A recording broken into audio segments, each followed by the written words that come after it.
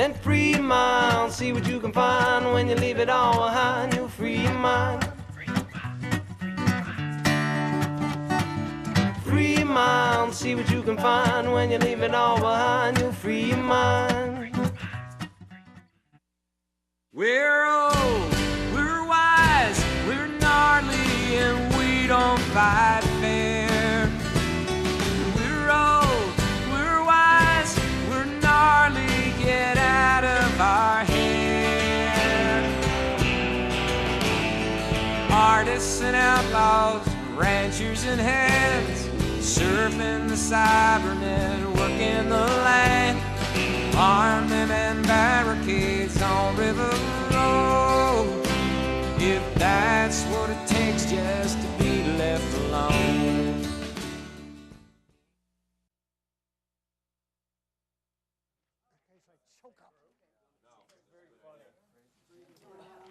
Yeah, I want to see this picture. George, I'm here. You good?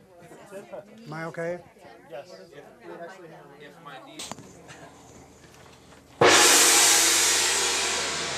I've been gone. Can I go home now? Still light? Okay. Keep dirty.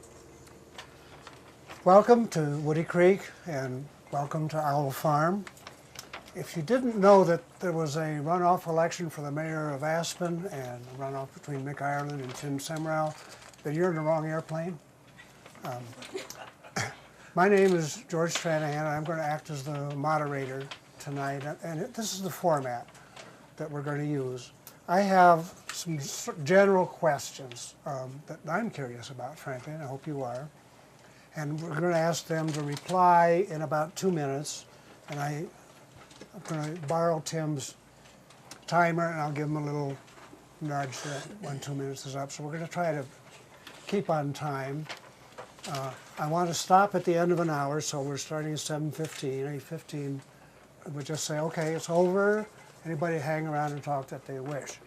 So after my questions, we'll then open it up to you all for your questions.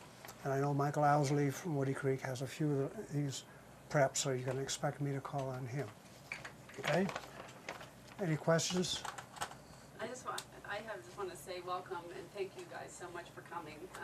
I hope this will be the first of many debates. And I don't. well, Other elections. Oh, okay. Yeah, now there are many, many elections I'm sure we'll see in our lifetimes.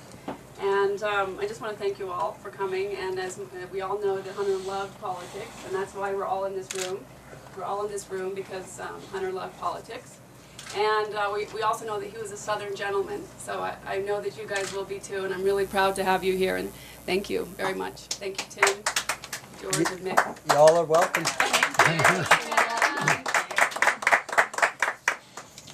Okay, question number one. All organizations have mission statements, and if you're a mayor, you're going to be an organization. So what would you give as, and I'll start with Mick and then Tim, and next question will reverse. So Mick, what would you make as your mission statement? You know, 1 or 2 sentences that, what do you have to do? Well, George, usually when you go about creating a mission statement, the organization itself, not just a single member, meets for days. And that's because to make something short that captures all the ideas takes many, many hours. It's, as the old saying goes, I'm sure Anita knows what I'm talking about, you can write a book in a couple of days, but to write a paragraph may take weeks. So I haven't really formulated a mission statement. I do have a concrete vision for Aspen, and my vision for Aspen is a resort that can last another couple of centuries. A resort that welcomes not just the rich, not just the poor, but everybody. A resort that is an environmental leader so that when people hear the word Aspen, they associate the word environment and protection, not the words grandiose or consumption or any of those sorts of things that we see today. I have a vision of Aspen that houses a significant part, not all, but a significant part of its workforce so that the children of today's workers have a shot at coming back and living in the community. That's my vision for Aspen. I suppose I could reword that as a mission statement. We had a mission statement at the county that I thought was pretty good. I won't recite it here, but I think that basically I have a vision that can be reconfigured into mission statement if you really need that. Your mission would be to see that vision. My mission would be to sustain this resort so that other people can share and have a chance to participate in the beauty that I found here when I moved here 28 years ago. Thank you. Tim, how do you take that one? Same question. Same question. How would you phrase your mission statement as mayor? First, I want to thank Anita Thompson for having us here. I think it's a fabulous venue, and I hope it's the first of many debates, perhaps not between us, but the first of many. My mission statement's actually a little simpler. It is the welcome mat is out in front of City Hall, literally. City Hall is open to everybody. Everyone is welcome. I find that one of the things that holds Aspen back is the anger and resentment in town over some of the changes that have happened. And I think the best thing for Aspen in the future, if City Hall truly welcomes all the diverse groups in town, we can solve some of our problems and move forward. So the essence of it is all are welcome to participate. The incredible talented citizens we have in Aspen, the most talented citizens I know of anywhere, are welcome to come into City Hall with all their bright ideas, and they will listen to with respect and honor and entertained. Thank you. Okay, How was the time on that? 55 seconds. Oh, thank you. Good job. Do we get to respond to those vicious attacks? Later. I think this is a quote from Abraham Lincoln, but I didn't verify it. It said, "Government must do what the people cannot do for themselves." So I'm going to ask you, how do you interpret that statement? Government must do what people cannot do for themselves. And Tim first. And do I get credit from the last question on the time? Yeah? No? You can have my time. Careful what you say. I presume the question is in relation to Aspen Yes. on a smaller scale.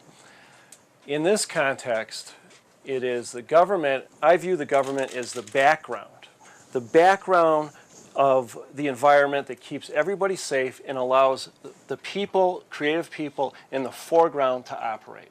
So specifically what that means in Aspen, the government has a proper role in housing, in the environment, in keeping the incredible desirability of Aspen in check and not letting people overrun it, because it is one of the most desirable places anywhere in the world.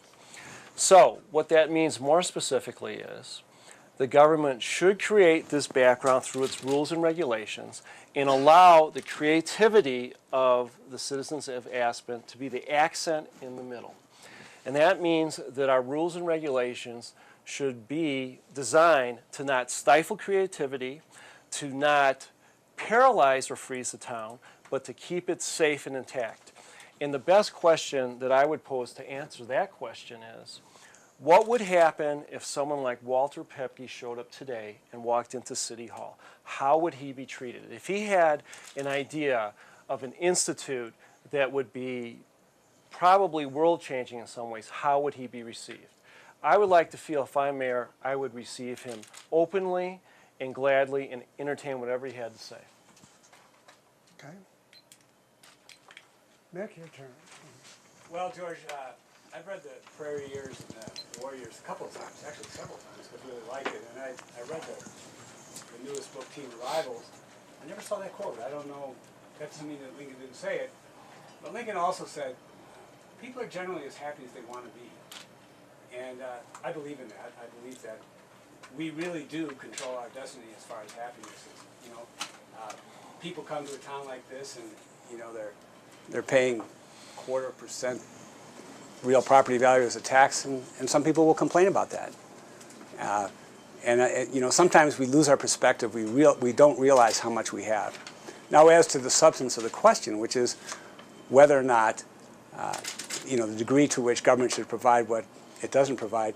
The reason Aspen is prosperous and a wonderful place to live is because we do precisely that. We do not allow the marketplace to decide who should live in Aspen, what it should look like, and how big it should be. We've taken, for 35 years, we've taken control of that. And if you think about it just for a second, think about everything you like to do in this valley. If you like to Nordic ski, you like to play softball, you like to ride your bike on the path, you like to go to the music festival, you like to go to the theater, you like to go to the Wheeler, you want to perform an opera, which I did once, it's all subsidized. None of it pays its own way. It isn't a market enterprise. Aspen is really a sort of socialist CEO type enterprise, you know, sort of like capitalist, communist China. It's a mix of things.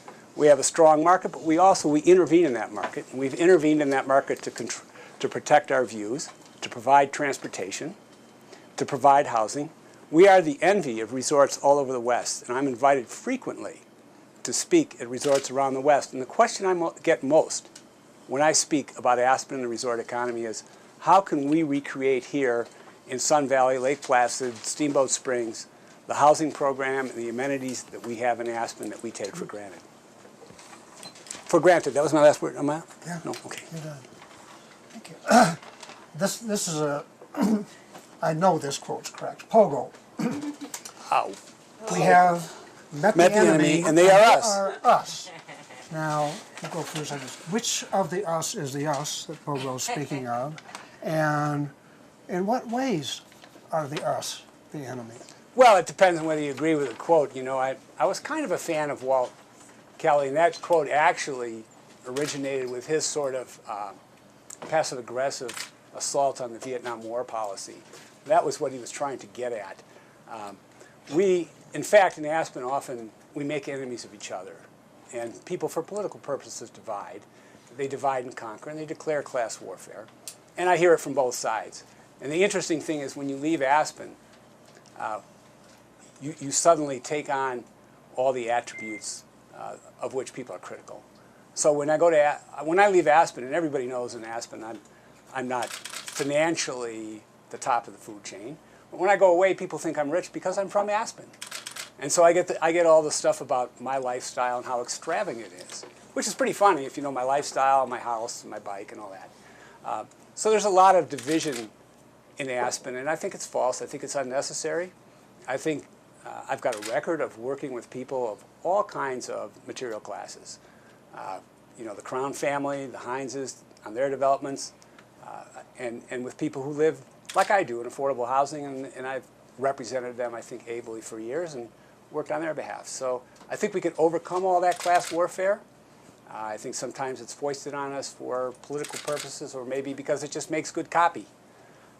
We can get past that, and we will.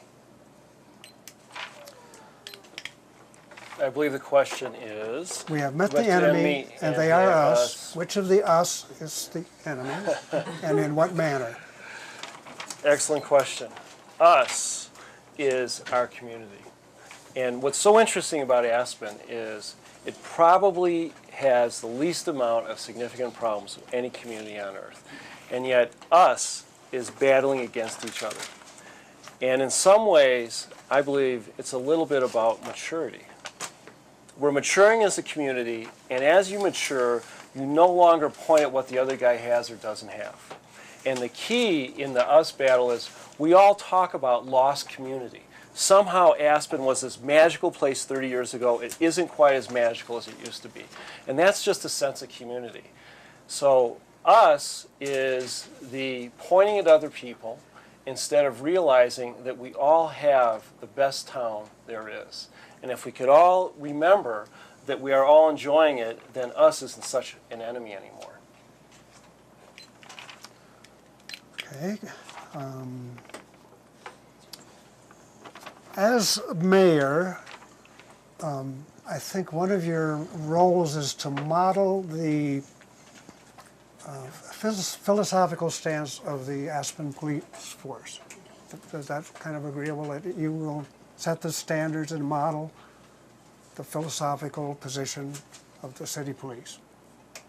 If we accept that? Well, if they have an incorrect position, I'm not going to model their behavior. You're I'm going to I'm going to model the behavior I want that them. they should be. Okay, so you agree to that? Could you define that a little bit? Their philosophical position? Well, okay, in specific, we often debate on the issue of Aspen Police drugs, Aspen Police recreational drugs, Aspen Police immigration. So I'd like you to talk on modeling on those particular issues which are often in the debate. And you get to go first. So by modeling, you mean what do you personally do as mayor to... How do you speak, talk, and act? Well, personally, I don't do any drugs, so that question's a little bit set aside. Remember, you're setting the tone for the police department. Okay. Can I ask you one other question? Since we're in Woody Creek, and Sheriff Broadus is a very popular figure here, would you differentiate the philosophy of the county police force from the city police force? Well, I think that's a big part of the public debate, which is why I'm asking you about the Aspen police force, which you would represent. Okay. I think the philosophy of the Aspen police force is a very, very delicate balance between many people who come to Aspen and have a philosophy of whoopee times two, and the other group in town, which is very conservative. So we are a resort with many people having a good time, and still we're a very strong community with family values. So the police have to do a very, very careful job of common sense enforcement. Now, how the mayor embodies that is not tolerating what goes across the line, blatant drug use, especially with children in our high schools, and yet at the other point, having a reasonable approach where people don't get arrested for jaywalking. So I would say that the mayor must embody a casual approach and know that Aspen is a resort and a community.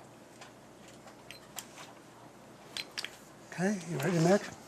Yeah, a couple of things. Two of my sisters and my current brother-in-law were or are in law enforcement. I respect law enforcement. I think it's an important thing. It's been written, and I can't remember who wrote it. I know it wasn't Lincoln. It's been written that teaching by example is not just the best way, but it's the only way to teach. So I think it's my responsibility to act in a manner that would be appropriate for any police officer to act, which is to say, I think that we should be, the behavior that we should be modeling, especially in regards to the drug issue, is a realistic, honest approach. I do drugs all the time, almost every day. Celebrix, first thing in the morning. I've got kind of some knee problems. I do Bextra occasionally. I do some prescription drugs. They're not fun drugs. They don't get you high. They don't even help you sleep. They don't even keep you awake. I did all that stuff in college for exams. But I think the message that we have to send to our community is that we are not going to pretend that alcohol is okay, get loaded, get wasted, drive around, but if you smoke marijuana, that's the end of the universe. I think the message that we need to convey to our citizens is that we are real about this. We don't want our kids smoking drugs. We are going to enforce the law, but we are not going to pretend that it's okay for me to smoke marijuana and have it in my sock drawer, but not for you. Kids see right through that, and it's part of the problem. Some of us in the community haven't modeled the behavior we want from our kids. And I intend to do that.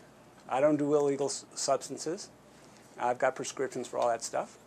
And that's the behavior I want to model. But I also want to be honest with them. When I talk to kids, and I'll talk to any kid that I think I can convince not to do harmful drugs, I will tell that kid, yeah, these things, they are fun, they do get you high, but they have pernicious and long-term consequences that you ought to be aware of, and you ought to make an informed decision before you break the law. That's the kind of behavior I want from our police. Honesty is the first. You could go finish your Daddy, sentence. can you pass the pipe? I'm just kidding. Can you find a pipe? Honesty is the first characteristic that I want from our police. That's the behavior I want to model for them. Okay, that's good, thank you. Do. Yes? I think we answered the You've same got- question, you've got that and one. now it's a new question. Here's a new question. I don't know, man. Okay. We've had a 35-year political conversation about growth, and it still feels today like a boa constrictor, continually coiling and constricting around us. Now, it's clear that growth eventually has to stop. I mean, infinity is not realizable. And it stops either by strangling itself or by design. And which would you choose, let it strangle itself, or design the end of growth, and how would you implement that? Me? Yep. Okay, Michael Kinsley once said, and I think there was a lot of wisdom in this, but Michael Kinsley says, growth is not inevitable, growth control is inevitable. Because eventually, if you do not control growth, if you do not manage it, you exhaust your carrying capacity and you die, as have so many predecessor civilizations and so many predecessor resorts. I was talking to Bob Rafelson the other day, Rafelson, the movie producer, and I was talking about how resorts in this country have died of growth. And a prime example that he gave is Atlantic City, where my parents met actually during the war. It was once the country's #1 resort, but they didn't manage it, they didn't control it, they let people do more or less what they want to maximize short-term gain, and the resort became obsolete. So I have proposed, and I have a track record of managing growth, of proposing land use code provisions that will limit growth. And specifically, I will say tonight that the things that I think we should do in our land use code is we should eliminate the residential uses in the commercial and lodging sector. Am I out of time? No. Okay. Or something can explode and I need to leave. That means pass the pipe. That's what the timer's for. I support eliminating residential uses in the commercial and the lodging core because those uses have supplanted the lodging and retail uses we need. I support strict height limits. I think 36 feet would be adequate for most of our buildings. I support actual lodge rooms with clear deed restrictions. That means if you get permission to build a lodge room, it is a lodge room forever. It is not a fractional next week when someone else buys the place. It is a lodge room because that's what we need. I support that, and I support on-site housing mitigation. I think it was criminal that the council allowed the Limelight to be built without housing a single employee and building it in excess of the height limitations and giving it city property and waiving those housing requirements. That was wrong, that was a mistake, and it set a precedent that led to the Dancing Bear and has led to expectation by developers of speculative returns on investment based on the theory that I will build a huge development in Aspen, but they won't make me park it, they won't make me house it, and they'll give me a waiver on the height. That's led to excessive prices for our land and a lot of speculation. That's part of the problem, and I intend to put a stop to it if I can get 2 other votes. That's too good. Tim? I believe the question is, for 35 years, we've been arguing about growth. It's a boa constrictor that will either kill us or we're going to kill us, right? Who's in charge, yep. Okay, so I get extra points for remembering that. Thank you. Extra time. Thank you. Aspen's had a growth control system for 35 years, and it's actually worked pretty well. I lived in many, many different places. I lived in Hawaii, I lived in Breckenridge, Big Sky, many resorts, very desirable places. I don't know one of them that has survived as well as Aspen, and it's mainly due to our growth control. A couple things people don't realize is we have a cap on population in Aspen as a policy, and the growth rate in Aspen, allowable growth rate, is actually 0.5% downtown. That means it'll take 200 years for it to double downtown. But what people forget is the apparent effects of construction is what's in your face. And I'll give an example. Last May, there was a perfect pile-on of construction stress in Aspen. It was the highway, it was handicap ramps, it was sewer lines, it was just a complete pile-on. It was the worst time ever. People forget that this spring, it seems a lot better. But most of the construction's the same, except the government projects aren't there. So I believe what is essential for Aspen is to get a growth in construction system that encompasses everything that affects us. That's government work, lodges, which are currently exempted, and everything else. And the way to get this 35 years of disagreement over is to catch everything that affects us in growth and construction and bring it down to a level we can live with. Because in Aspen, there is going to be renovation for a very long time. The older places from the 60s are going to be renovated. So it's essential we create a system that captures everything so we can end this debate. Hopefully next time we're here, we won't talk about it. Perfect. Okay, you go first on this one. More and more, it's clear that Aspen affects Down Valley, at least to Rifle, and Down Valley affects Aspen. What does the mayor of Aspen do about this? About the effect? The fact that we're now one regional, Well, you have to care about Rifle if you're mayor, and Rifle has to care about you. What does the mayor do? the mayor should care about Rifle. Okay, The mayor is bicycle down there? Okay. All right. All right. sure, for that. especially in the summer. Yeah. Always, mayor- only in the summer. Do you want to go, Mick? I'll let you go first if you like. No, let's stick to it. Tim. Okay. The mayor is Aspen's emissary and ambassador. And it's important that the mayor understand different stratas of people. It's important the mayor is comfortable with presidents, comfortable with oil workers and Rifle, comfortable with a whole range. So it's essential that the mayor of Aspen keep his view on everyone affected by it. And that comes up sometimes, especially in the traffic. People commute into Aspen to work, they support Aspen, and sometimes the city government and the mayor turn their back on how important it is to improve the traffic for those people. So that's an example where the mayor should care about people outside Aspen. Also, Aspen is a symbolic leader of this valley. So Aspen's leadership on the environment, on housing, on other things is emulated by these other places. So to summarize, the mayor must care about these places. The mayor must be an appropriate ambassador, reach out to these places, and the mayor must lead by example. Nick? You know, I think I have a head start in demonstrating understanding of our region. As a county commissioner, I was a founding member and chair of the rural resort region for the 5 counties of Pitkin, Eagle, Lake, Summit, and Garfield. That region together worked with the counties and with the cities in that region, and we went to Washington to lobby on immigration reform. I testified at the State House on behalf of the problems that people are having in Rifle with oil and gas drilling. I testified on behalf of stricter legislation, which we now have. I've done that a couple of times. I am a member of the governor's task force for transportation around the state. I think that being named to that group, where 400 or something people applied, and being one of 30 people named to the governor's task force demonstrates that I've been recognized statewide by Governor Ritter, who I don't know personally, didn't know before last year, as a leader in regional cooperation. The county lent money to Carbondale for its housing program. That, I think, was an effective use of public money because it demonstrated that we recognized their problem, we helped them with it, and yet it didn't really cost the taxpayers anything because it put that money to work. So I've already worked cooperatively.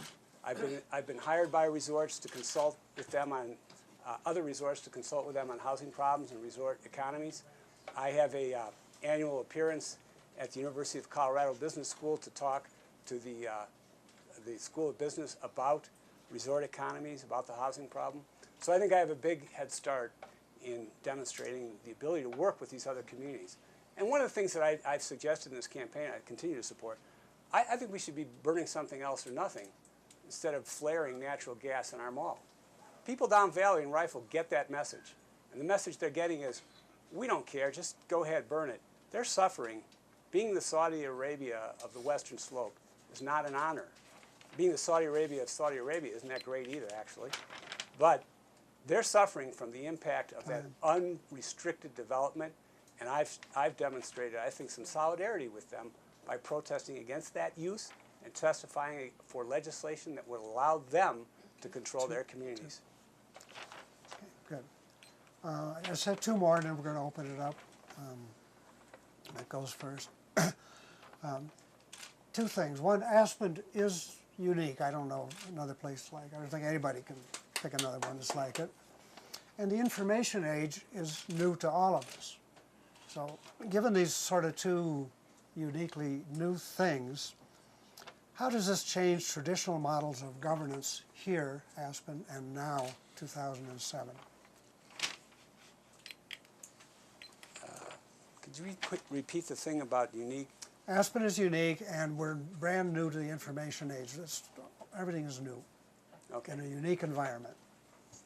Well, you know, governance is changing because we're able to give, I think, because of the internet tool, we're able to give citizens more direct access to the public officials.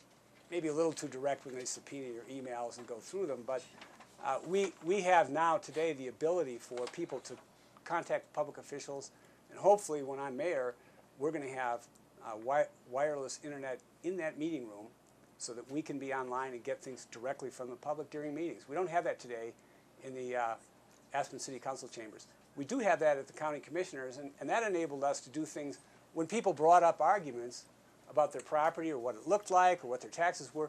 We were able to go online during the meeting and look that up and verify information or look up the housing authority guidelines and feed that directly back to the public. So I think that's been the internet has been a boon to local government, but I have to disagree with you one thing, George. It ain't new. I mean, it's been around longer than Al Gore. And so I think actually in a lot of ways, the city of Aspen is behind the curve on that. We don't have direct public feedback during meetings. We don't have the ability for people to type in a question and send it to council. We don't simulcast those things over the internet. I think we can do a lot of those things. We ought to do a lot of those things. My turn. Your turn, Thank you, Tim. George. I think the question is, how does the information age affect Aspen? Is that right? And Aspen has a unique, it's not New York, it's not St. Louis. Well, it's interesting because I don't interpret the question through necessarily a government viewpoint. I view it through sort of a community viewpoint, which is the internet, the ability of people to work in different places has dramatically changed. How Aspen is now a center for many, many people who can work out in New York and LA and all over the place. It has been explosive in its ability to allow people to really become Aspen residents while they have far-flung enterprises.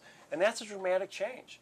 10 years ago, 20 years ago, you couldn't do that. You couldn't really be a resident of Aspen and still be able to have information all over the world and do that. So it's a dramatic change, and it has made Aspen a truly international city. People can live in New York or Aspen, and it's not a much different choice except perhaps the airport.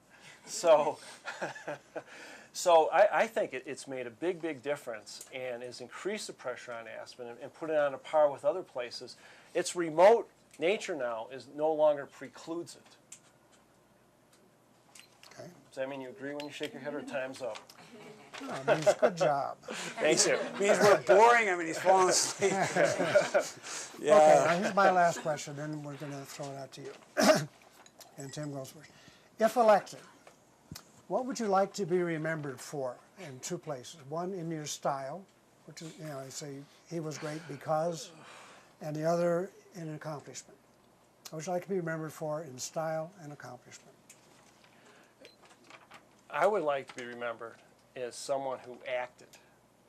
My entire life, I've been a problem solver. I've done many different things in my life. I've worked as a logger, waiter, bartender. I raised kids alone. I've designed and built solar houses. I served in government. Everywhere, my key has been to get somewhere and solve problems. So I would like to be remembered for a style that brings people together for action. And if, as mayor, my fondest goal would be to get somewhere on our three issues that go on for decades, is to actually get somewhere on the traffic, get a growth control system that people are comfortable with for once, and get an affordable housing program we all understand where it's going exactly. So what I would be fascinated to know is if on those three huge problems we argue about for years, if we got somewhere we were all comfortable with, what would we argue about then? That is the big mystery. I'm not worried about our solving that problem. We'll find something. We will. We always have. Pardon me? Is this your better half? Yes. Yeah, I should have asked her first, actually. What would you like to be remembered for if elected mayor? in Actually, style and accomplishment. I'd rather not be remembered personally. Lao Tzu once said in The Way of Life, he said, of a good leader who talks little and accomplishes much, the people will say, we did this ourselves. That's Witter Binner's translation of it. There's, of course, dozens, maybe hundreds of translations of The Way of Life. And the point that he made was, if you are a good leader, people will be empowered. They will take upon themselves doing the things that need to be done. And they won't remember you as having done them. They will remember themselves as having done. And that's what I would like to be my legacy, if there's a legacy at all. If there's any personal quality, and you asked about personal quality, I'm not going to recite every question, but the personal quality, I would like to be remembered for having walked the walk and talked the talk. So during my campaign, I made a personal pledge, not a public pledge, to myself, that I would attend every single campaign event without burning fossil fuels. And so far I've done that. Not counting RAFT, of course. They use fossil fuels or maybe biodiesel by now. But I want people to say, you know, when some kid sees me riding my bike, I'm wearing a helmet. That kid will wear a helmet. People will say, you know, it is possible to go to a meeting 10 miles away or 6 miles away or 2 miles away without pulling it up in an SUV or, you know, high-powered fossil-burning engine. That's what I'd like to be known as, so that people will say, you know, whether I agreed with him or not, the guy was honest and straightforward, and he lived the life that he asked other people to live. So before we ask people, and we need to ask people, not to drive their kid to school in the morning, not to let the kid drive the Cherokee up Cemetery Lane to class, not to drive downtown necessarily, not to go to the post office in the Hummer 5. Before we ask anybody to do those things, I think we have to ask ourselves to do them first. So that's the personal legacy that I'd like, if I'm remembered for anything, to be remembered for. But I would prefer that people remember what we did as a community as opposed to anything I did as an individual. Okay, off to the floor. I'm going to ask Michael for the first question, and then after that question, the first person to raise their hand will get noticed. If you have a... Thanks, George. When Hunter ran for sheriff, he ran on freak power. And I'd like to know what kind of power these guys are running on. Can you say your full name? Mike Owsley. Freak Power Consulting. Okay, we'll keep it up. Mick goes first. Got to put a word to it. Okay. Well, you know, I have to say that over the years, thanks to my some of my detractors, I've developed a lot of campaign skills, and I wish I'd been around to apply them on behalf of Hunter. We might have won. There was a critical failure to recover some of those votes in that campaign. I did study a little bit. But the power that I rely on is the power of the volunteers who are working for me. We probably have 50 people involved as volunteers in this campaign. We're passing something like 200 contributors. And what really runs this campaign, what runs the Mick for Mayor campaign, is the people come to my house every week and have been coming since March to meet with me and plan this campaign to help take the typos out of my material. That's very important. To give me ideas and to share energy and share visions. This campaign really runs on the power of the Margie Wilkinsons and Sue Smedsteads and Bob Broaddus's and the people who have come together to volunteer and ask me to run. So I guess the source of my power, I'd have to say, would be the people who asked me to run and who are working this campaign and who are going to visit you door to door over the next 2 weekends. Can you name it? I have to ask Mr. Owsley a question. Yes. Are you referring to political campaign power as freak power? Because I interpreted your question as what ran Hunter Thompson was freak power. So, which did you mean? I think at the time Hunter was looking for constituency, and he identified that Michael, as. the mic. Mike, here's the mic. He identified his constituency as the freaks, the people who were slowly transforming town from an old guard into freaks. And I don't think that there's I'm just looking for, it could be a personal power, it could be a political power, it could be a spiritual power. Whatever power, what are you reaching for? Hunter was reaching for the freaks. What are you reaching for? So it's a quasi-political question. Extremism in authors I really admire. Extremism in politics I don't quite know about so much. So For me, the answer is individual excellence. My campaign, I don't have the state Democratic Party, I don't have an organization, I don't have full-time volunteers, I don't have any of that. I have my wife and my friends and individuals who show up sporadically and help. And we do it all on our own. So to me, it's really about individuality. That individuality driven by love of Aspen and community is what's fueling my campaign. On a personal basis, I'd say it really is about the pure excellence of Aspen. I don't know about anyone else, but I've lived many, many places. Every day I get up, I go, yes, this was a good choice. And that's where the power comes from for me. Okay. Question from the floor? Your hand's up first, Trish. I actually have a separate question for each of the candidates, so can I take them one at a time? It's allowed. If we can choose which question we want. We'll have to ask the Rules Committee, but So I spent a lot of time on the streets talking to people and listening to them, and these are a lot of people who may not follow the intricate details of this election and your past records. So I'd like for you to address sort of the general rap that I've heard against each of you to find out if they're fair and what your response would be. So in your case, Mick, you faced some recall elections, and the general rap against you has been that over the years you have exhibited a certain level of arrogance, and that being very bright, that and also being an attorney, that you often take the position an attorney does, which you arrive at the position first, and then you go out and find whatever you can to defend that position, as opposed to acting as a representative, listening to the people, gathering the information, and arriving at a position. So I'd like for you to respond to that and how you have dealt with that over the years. Okay, well, first I want to disclose that Tricia is a volunteer in our organization. Obviously, that was a planted question. Why are you so bad? Yes, exactly. You know, I confess at times I have been arrogant. I'm a human being. When I was first a commissioner and I had a lot of nasty late-night phone calls and letters and subpoenas, and I was a little insecure, and I think I probably overreacted. It's no excuse, but that's what I did.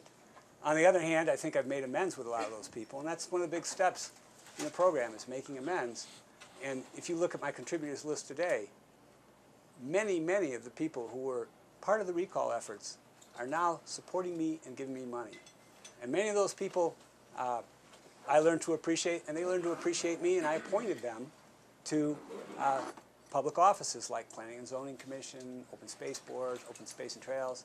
So it's for me, it's been a maturity process. I didn't start out perfect, and I'm not claiming to be perfect today. As to arrogance, well, you know, one of the problems that you have in a community, people do have strong opinions here. And people are used to being right. You know, when you're the community is the CEOs of America, people are not used to having some lowly paid county public servant tell them no. They're not used to that. And we had to fight very, very hard to establish rural and remote zoning, to protect the backcountry from development, which we did. And that zoning, although that was the subject of 2 recalls, and although I was called arrogant for it, today is a template. It's a model for the country. In Blaine County, Idaho, if you ask them about their zoning, they'll call it remote and rural zoning. Gunnison County, same thing. Summit County. We did things here that, yes, it did stir up a lot of anger, but the results were worth it, and sometimes leadership means having to do the right thing as opposed to the popular thing, and we did. Thank you. Question for Tim. So, Tim, the same rap- question? Why is Mick arrogant? Well, I thought I answered that, but you could try. I actually never noticed. So the rap that I've heard about you on the street is that you represent the special interests of development and business versus community, at the expense of community and the environment.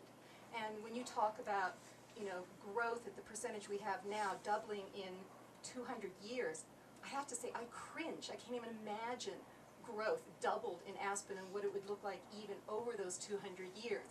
So when you talk about community, you talk about development, you talk about the environment and the balance of those and the quality of life here. What does that really much growth, in what way are you willing to tolerate? An absolute minimum. I think you misunderstood the statistic I was citing. Nationally, a 2% growth rate is considered replacement. In Aspen, it was 2% for the last 20 years. Then it changed to 1, and now it's at a half. So I think you're just misunderstanding what I'm saying. A 0.5% growth rate means it takes 200 years for everything to flip over once. And in national planning parlance, that is less than what's considered replacement. So I don't think that the premise of the question actually fits. But the rest of it is that people don't believe I'm community-minded enough because of business interests, special interests. Well, I think that's just a lack of information. My development career is mainly what's called for in the Aspen Community Plan. Aspen Community Plan asks people with talents to build affordable housing. I actually became a developer because I had nowhere for my son to sleep. I was raising 2 kids alone in Aspen. In a 2-bedroom place, he was sleeping on top of the bathroom, and I couldn't get a place to live. So after one lottery after another of failure, I actually raised some money and made an affordable housing project so I could have a place to live and housed other people in the community. And then after I learned how to do that, I did it again and again and again until I've housed 39 families. I'm very, very proud of that. I think that's exemplary, and I did that all on my own money with no government help. If that's not community-minded, I don't know what else I could possibly do. My wife and I also have 2 stores in town that we've worked a decade to keep alive. To me, we're the mom and pops. Everyone talks about disappearing mom and pops. Well, I'm here, and she's here, and we make those stores work. And I also think that's exemplary. So as far as I'm concerned, we've done more than our share for the community, and I wish people would know more about it. Unfortunately, developer is a label. Like politician, there's good and bad ones. And I just wish people would really understand what I've done as a developer. But I had a credit, George, from before. I was short on about 8 questions in a row. Let him talk. Let him talk. Okay. Well, but how long? For as long as you want. Okay, so thank you. What I'm saying is there are many ways to help the community. My wife and I did it individually.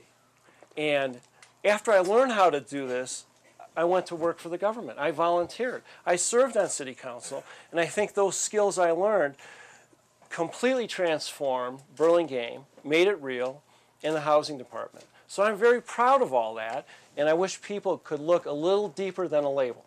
Thank you.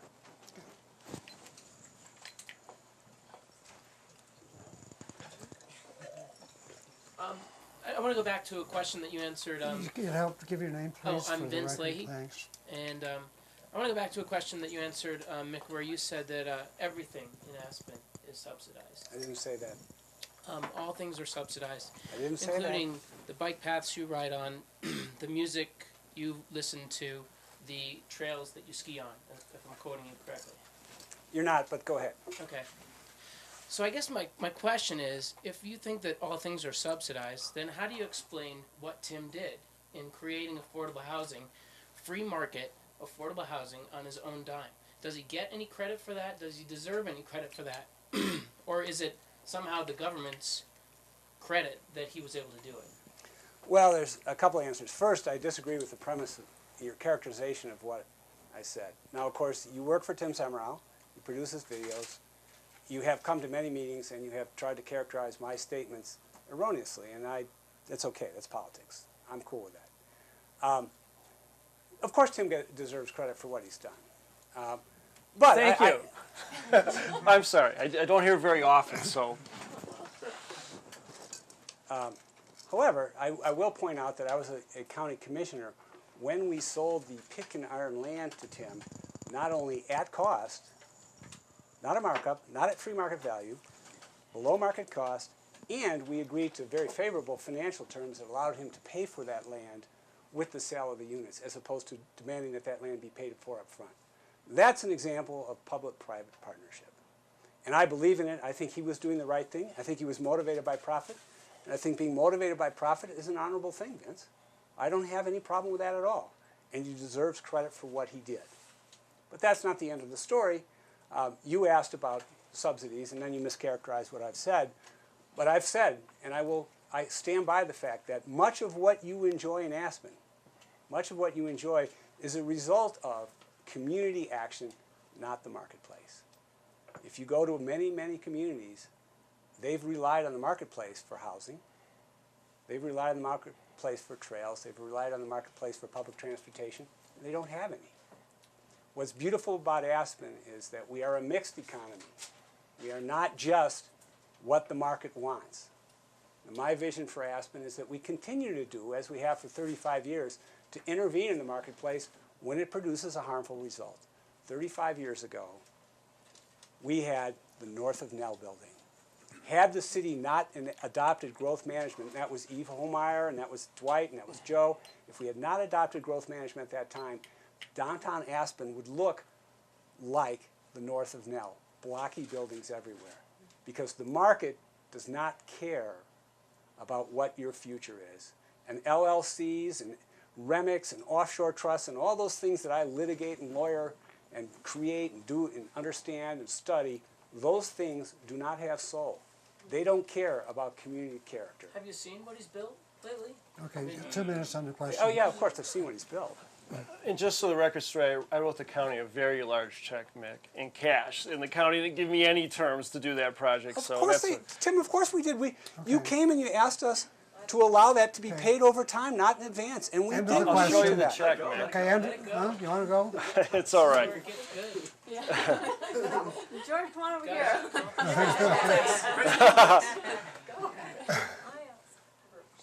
Hey, The young lady. Rebecca, I think, was up first, and then Andy. Oh, he who has the mic has the question. Thanks. Whoever gets elected, let me suggest you sell rifle and either buy back the big screen of the ISIS or build a basketball court. It's just a suggestion. Observation, I'm curious for both candidates' opinion on this. It seems to me that elections in Aspen seem to be won by those who can get out their voting contingency as opposed to necessarily the issues and what candidates say.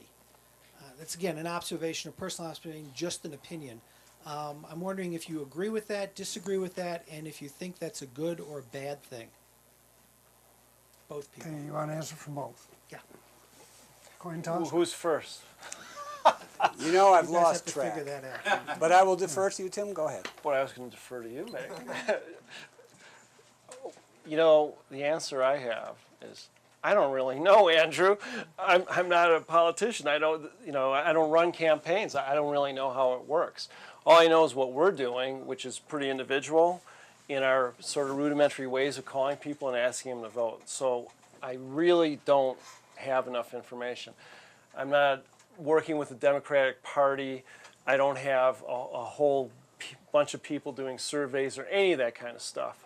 So as far as I'm concerned, you'll have to ask someone who's a professional politician. Okay, After Mick, we will. after Mick. Well, are we going to ask a professional politician or are we going to ask me? So, you know, I don't agree with the premise of your question. I don't know how many of you were dragged through Brave New World as a kid and read that book. But if you did, I'll summarize if, you know, at the risk of boring you again with it. You'll remember that the book was about using behaviorism, Skinner's behaviorism, to create roles for people. And to take them as early children and make them into plumbers or sewage workers or astronauts or whatever. And part of the book is about the experiment that went on for the island of Crete. And what the author talks about is, why don't we just make everybody brilliant? Give them all 140 IQs. So they did, and they took the children, and they put them on the island of Crete.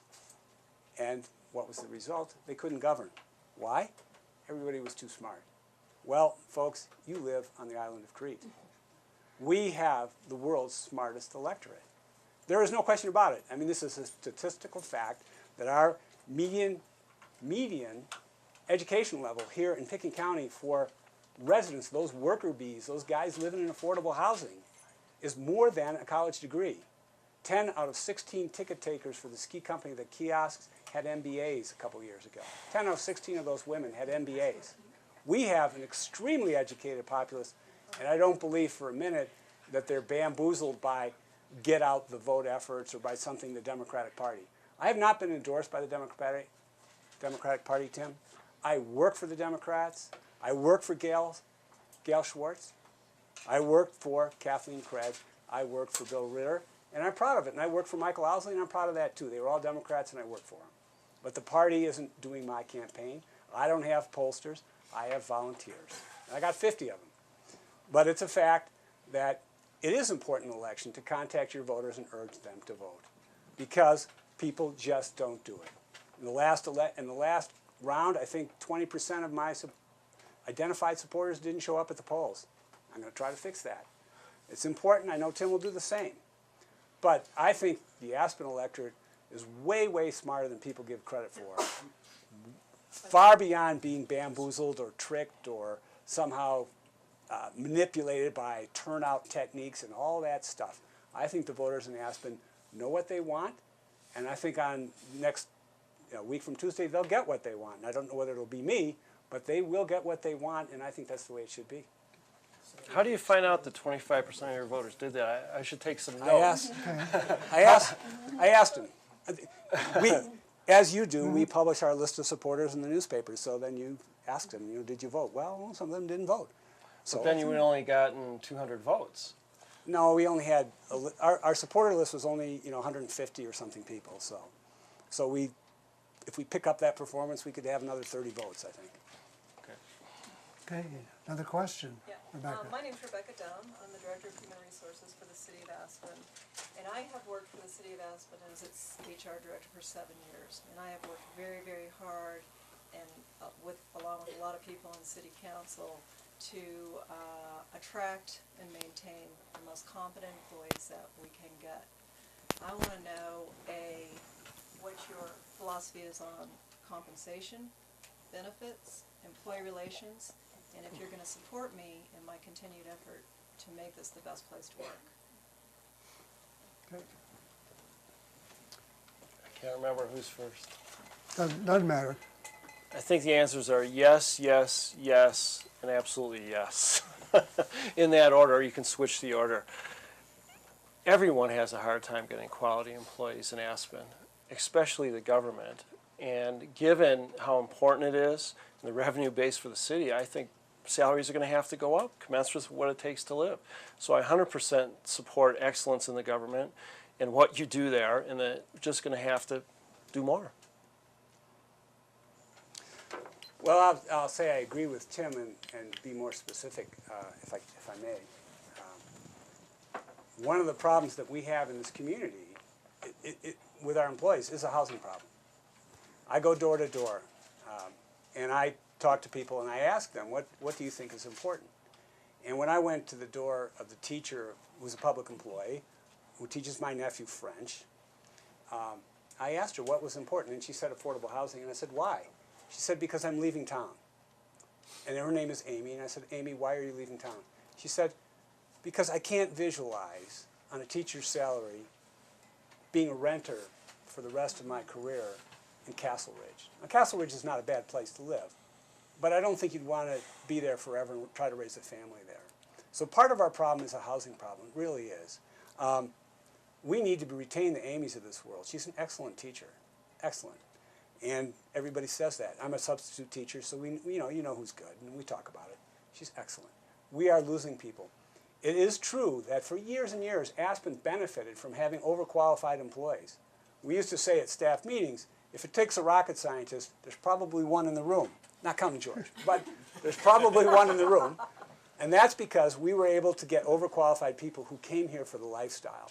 But today, they can't be a part of that lifestyle.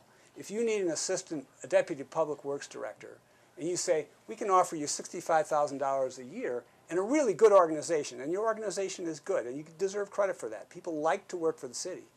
But they are not going to agree to work for $65,000 and commute 90 minutes each way each day to get that $65,000 a year. There are better opportunities out there. This may be a great place to live, but if you're spending most of your workday in an automobile, it ain't great. So we have a housing problem, and it's an ongoing problem, And it's a problem that reaches far below the resident occupied or the pick and iron type of development, down to people who can only afford $100,000 or $150,000 for a unit. We need to provide opportunities for them to come, stay, and be a part of this community and serve as you have. We're down, we've done 58 minutes. Do we have a last question? Yes. Tori? First of all, my name is Tori. Anita, I could find an address in Aspen for to use for your Anita Thompson for Mayor 2009, so keep that in mind.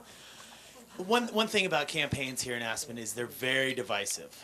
And my question is to the two of you. Would you please, in your own words, articulate what you feel are the two main differences between yourself and your opponent?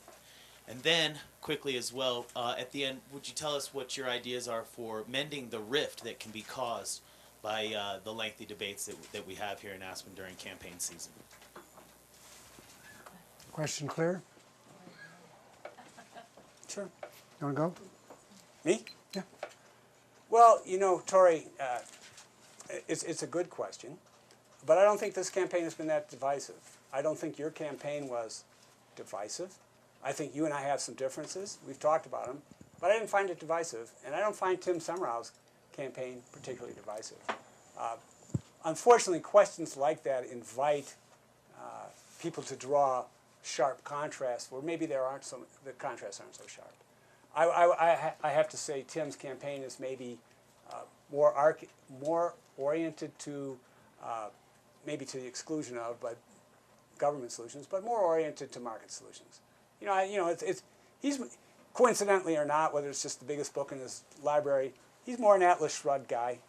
I'm more a Team of Rivals guy, and there's a difference there, but it's not a profound or horrible difference that needs that we need a community healing process just because we read different books, or he's more market and I'm less market. I don't think that's a crisis in the community.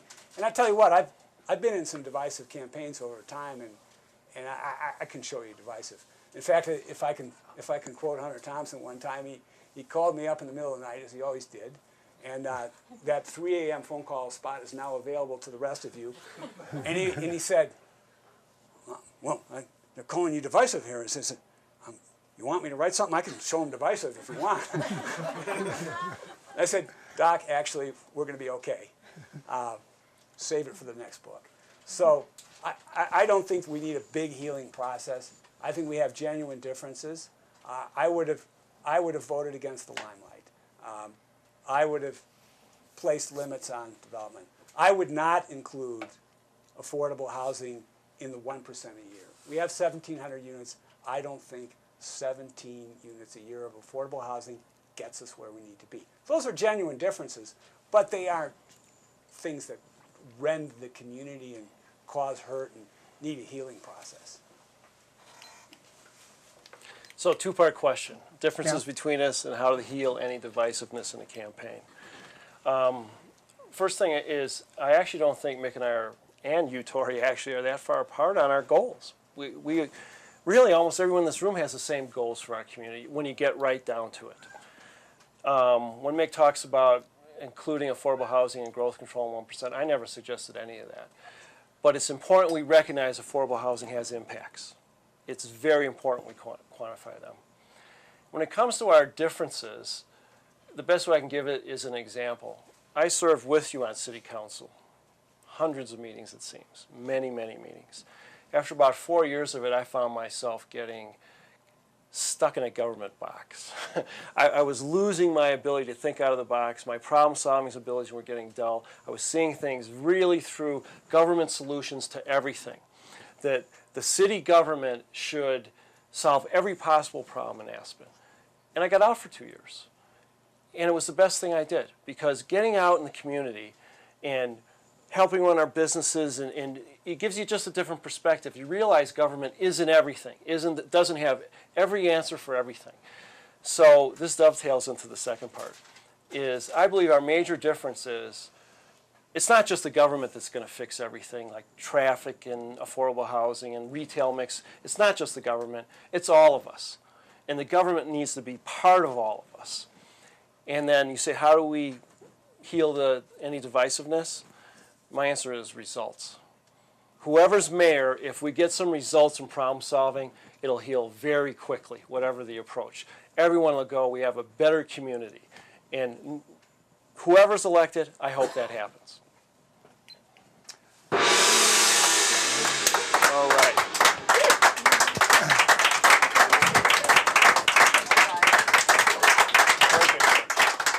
Thank you. We're old, we're wise, we're gnarly, and we don't fight fair. We're old, we're wise, we're gnarly, get out of our hair. Artists and outlaws, ranchers and heads, surfing the cybernet, working the land. Armed men and barricades on River Road. If that's what it takes just to be left alone.